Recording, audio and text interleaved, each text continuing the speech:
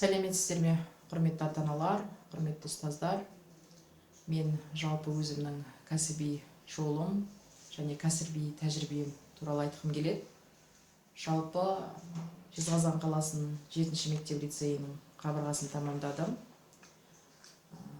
11-ші сыныпты бітіргеннен кейін Жезқазған университетіне оқуға түстім. Бала кезімнен арманым ұстаз болғандықтан, әрине бастауыш сынып әдістемесі бойынша үздік дипломмен жоғарғы оқу орнында аяқтадым. Бірінші еңбек жолымда Жезқазған қаласының 6-шы кәсіби мектебіне педагог-психолог қызметіне орналастым. 2003 жылдары сол жерде өзімнің алғашқы еңбек жолымды бастадым. 2004 жылы Жезқазған қаласындағы Қабден Шыңғысов атындағы 5-ші мектепке бастауыш сынып мұғалім болып орналастым. Ол жерде менің өзімнің ұстаздық еңбек жолым басталды. 2011 жылы мен Жезқазған қаласындағы индустриалдық гуманитарлық колледжіне ауысып, сол жерге жалпы педагогика кафедрасына оқытушы болып еңбек еттім. 2014 жылы Жезқазған қаласындағы 8-ші гимназияға директордың оқу тәрбиесі жөніндегі орынбасары болып орналасып, осы жерде қызмет атқардым.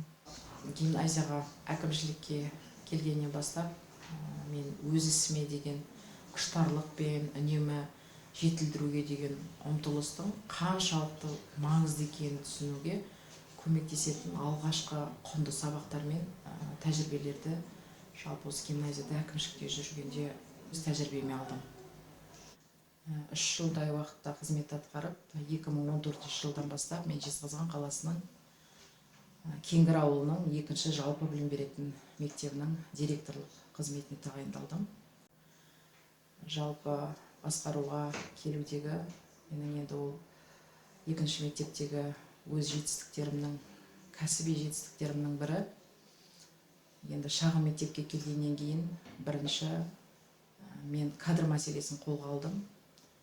Жаңағы Кеңгір ауылында орналасқандықтан бұл ауылдық мектеп болып есептелді. Бала саны мен басшылыққа келгенде 233 баланы құрады. Маған бұл өзімнің кәсіби жетістігімді жүзеге асыруда мемлекеттік дипломмен ауылға бағдарламасы өте мені қолдады. Бағдарлама арқылы мен ауылға өзім оқу орындарын аралап, жас мамандарды жұмысқа тарттым. Жас келсе іске дегендей, жас мамандар жұмысқа келгеннен кейін бұрынғы өзінің тәжірибелі педагогтар бар.